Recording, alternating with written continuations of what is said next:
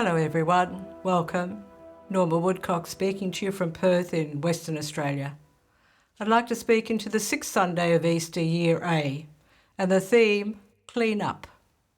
In John's Gospel, Jesus, this week, tells his disciples and us that if we love him, we will keep his commandments, and that the Spirit in us will lead us.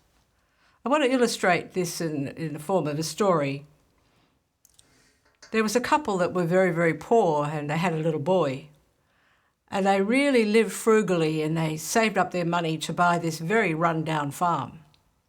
And they bought the farm and they moved onto the farm and they cleaned and they dug the fields and they irrigated the fields. They dug a well to irrigate the fields. They worked so hard, this young couple. They built a barn.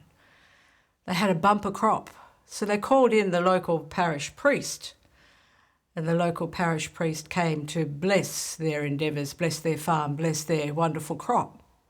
So he went round blessing and the irrigated fields and the well, and the wonderful turned soil and the harvest, and the barn. He blessed everything. Then he turned to the little boy and he said, "Young man, do you realise what God has done for you?"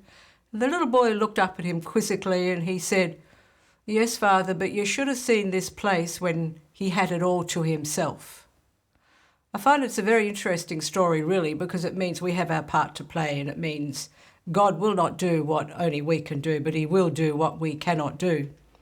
And I know in the process of cleaning up my backyard, it's always a bit of a confronting process, isn't it? And in different ways, through life, through people around you, through the mistakes you make, through the scriptures, through your prayer, God shows us, through the power of his Spirit working within us, how we have to clean up our backyard, clean up our act.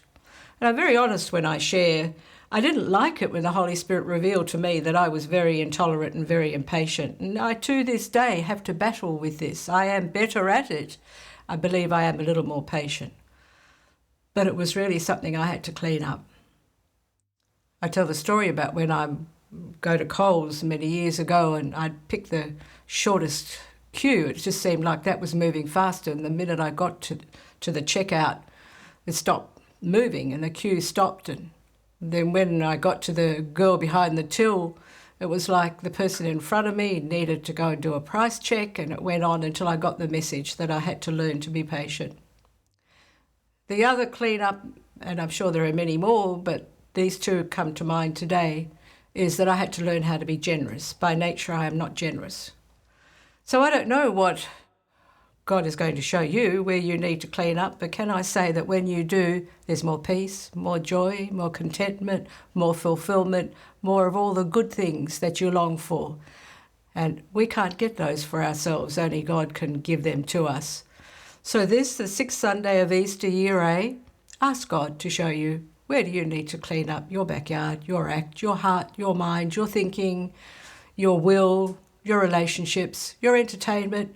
What is it you need to clean up? And I promise you the result will be more of God in your life, and everything you ever wanted will happen in his time and in his way. God bless you, and may you have a great week, and I look forward to meeting you again next week. Thank you.